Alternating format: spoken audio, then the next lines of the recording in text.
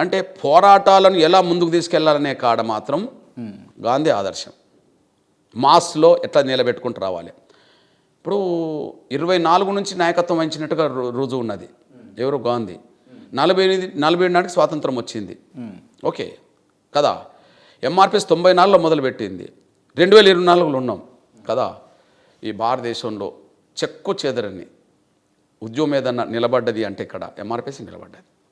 కష్టాలు, నష్టాలు, బాధలు, వెన్నుపోట్లు, ముందుపోట్లు, పక్కపోట్లు, ఉద్యమం మీద కుట్రలు, నిర్బంధాలు, మరణాలు, జైళ్ళు ఇవన్నీ వచ్చినా కూడా ఎంఆర్పిఎస్ మాత్రమే ఈ దేశంలో నిలబడగలిగింది. మీరు ఏ సోషల్ మూమెంట్ జీవితకాలమైనా 5-10 ఏళ్ళు కనిపించినాయి.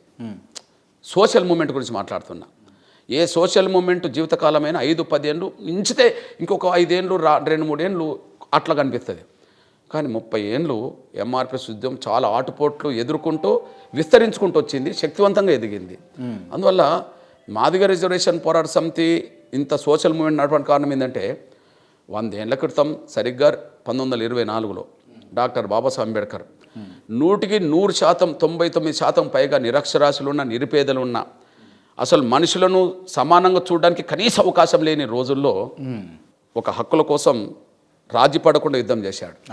అందువల్ల రాజీ పడని అణగారిన వర్గాల పక్షాన గట్టిగా యుద్ధం చేసిన మహనీయుడే మాకు స్ఫూర్తి. కాబట్టి ఇక్కడ ఎన్ని కుట్రలు కుతంత్రాలు జరిగినా, ఎన్ని అడ్డంకులు వచ్చినా రాజీ లేని ఉద్యమం నడిపాం. కాబట్టి మీరు నన్ను పిలిపించి ఇంటర్వ్యూ చేసుకునే పరిస్థితి వచ్చేసింది, లేకపోతే ఎందుకు వస్తుంది? అందువల్ల ఉద్యమాన్ని ఎలా నడపాలనే కాడ గాంధీ. ఓకే, ఉద్యమం లక్ష్యం చేరడానికి రాజీ పడకుండా అణగారిన వర్గాలకు ఎట్లా న్యాయాన్ని సాధించాలంటే అంబేద్కరే. నాకు ఇద్దరే మహనీయులు. రైట్, ఓకే అన్న. నేను ఏపూరు సోమన్ ఇంటర్వ్యూ చేసిన. ఆయన ఇంటర్వ్యూలో ఒక అంశం చెప్పిండు. మందకృష్ణ మాదిగన్న ముందుకు రాకముందుకు మాదిగలు కావచ్చు, ఈవెన్ నేను కూడా ఎట్లా చెప్పేటోని అని ఓ సందర్భం ఎక్స్ప్లెయిన్ చేసిండు. ఎవరన్నా ఏంది మీరు ఏమిటి అని అడిగినప్పుడు మేము హరిజనులము అని చెప్తుండేనట. ఎప్పుడైతే మందకృష్ణ మాదిగన్న దండోర ఉద్యమాన్ని తీసుకొని వచ్చిండో అప్పటి నుంచి నేను మాదిగా అని జబ్బదరుచుకొని చెప్పే రోజులు తీసుకొచ్చిండు అని అన్నారు. ఇటువంటి అంశాలు విన్నప్పుడు మీకు ఏమనిపిస్తుంది? నిజమేగా నాన్న. ఇప్పుడు అది ప్రతి ఒక్కరికి తెలుసు కదా. ఇప్పుడు మీ నాన్నలకు, మీ నాన్నలకు తెలుసు కదా. దళిత సమాజంలో ముఖ్యంగా మాలైనా, మాదిగైనా, ఇంకోరైనా కొంత కులం పేరు చెప్పుకోవాలంటే చిన్నతనం, బాధ, అవమానం అనేది ఆ రోజు ఉన్న చరిత్రే కదా. అంటే అదే రెడ్డి, మేము రెడ్డి అని చెప్పుకోవడానికి ధైర్యంగా, గర్వంగా చెప్పుకుంటారు. వెలమలు చెప్పుకోవడం, బ్రాహ్మణులు, వైశ్యులుగా చెప్పడానికి, రాజులుగా చెప్పడానికి గర్వపడుతుంటారు. కానీ ఈ వర్గాల్లో పుట్టిన వాళ్ళు ఊరికి దూరంగా నెట్టివేయబడ్డ ఈ సమాజంలో కొన్ని వేల సంవత్సరాలుగా వివక్షతకు, బాధలకు గురైన వాళ్ళు కులం పేరు చెప్పుకోవాలంటే కూడా ఈ కులం వల్లనే కదా మేము అవమానాలు పడ్డదనే పేరుతో బాధ, సిగ్గు, భయపడుతూ వచ్చిన వాళ్ళు అందరికీ తెలిసిన విషయం. ఆ కోణంలోనే మీరెవరంటే హరిజనులని చెప్పుకున్న రోజులు ఉన్నాయి. మీరెవరంటే లాస్ట్ కొంత చైతన్యం పెరిగినప్పుడు మేము దళితులమని చెప్పుకునే రోజులు ఉన్నాయి.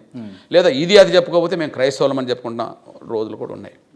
కానీ నీ సొంత అస్తిత్వంని మాత్రం చెప్పుకోలేకపోయాం కదా. అంటే చారిత్రక నేపథ్యం నుండి వచ్చిన అవమానాలు, ఆత్మన్యూనత భావం కదా. కానీ ఎక్కడనో కొద్దిగా దాన్ని పొడగొట్టాలి కదా. అవును, ఆ రోజుల్లో నాకు ఇద్దరు కనిపించేవాళ్ళు, అధికార పక్షం, ప్రతిపక్షం. ఉమ్మడి ఆంధ్రప్రదేశ్లో అధికార పక్షం, ప్రతిపక్షం వేసుకుంటే ఓకే. ఎంఆర్పిఎస్ ఉద్యమం బలపడుతున్న రోజుల్లో మానసికంగా అంతకుముందే మనం కొంత చైతన్యంగా పెట్టుకునే ప్రయత్నం చేసాం. కానీ చంద్రబాబు నాయుడు గారు ముఖ్యమంత్రి, నాయుడు కదా. రాజశేఖర్ గారు ప్రతిపక్ష నాయకుడు, రెడ్డి కదా. అవును, చంద్రబాబు నాయుడు అని చెప్పుకుంటే తప్పులేనప్పుడు, రాజశేఖర్ రెడ్డి అని చెప్పుకుంటే తప్పులేనప్పుడు, మందకృష్ణ మాదిగ అని చెప్పుకుంటే తప్పేంటి? నా జాతి అస్తిత్వాన్ని చాటాలి కదా. ఒక మాట చెప్పంటే మాదిగల అస్తిత్వం పాతాళాలకు తొక్కివేయబడ్డది. మాదిగల పేరుతో అస్తిత్వం పాతాలకు తొక్కివేయబడ్డది. కానీ భూమిని పెకిలించుకొని ఇవాళ మాదిగ అస్తిత్వం ప్రపంచం మొత్తం మాట్లాడే కాడికైతే వచ్చేసింది. ఆ క్రెడిట్ మొత్తం కూడా మందకృష్ణ మాదిగకి అని అంటే ఏమంటారు? నా జాతి అస్తిత్వం అది, అంతే. ఎవరన్నా ముందుకు నడిపిస్తే ఆ ముందుకు నడిపించిన వాళ్ళకు కొంత విలువ, గౌరవం ఉండవచ్చు. కానీ నా జాతి అస్తిత్వం కదా అది. నా జాతి అస్తిత్వం పాతాలకు తొక్కివేయబడ్డది కదా కొన్ని వందల సంవత్సరాలు. ఆ తొక్కివేయబడ్డ దాన్ని భూమి మీదకి తీసుకొచ్చి ప్రపంచంలో కనిపించినట్టు చేయడంలో మా పాత్ర ఉన్నది. ఆ ఉన్నదాన్ని నువ్వు గౌరవించవచ్చు, ఇంకెవరైనా గుర్తించవచ్చు.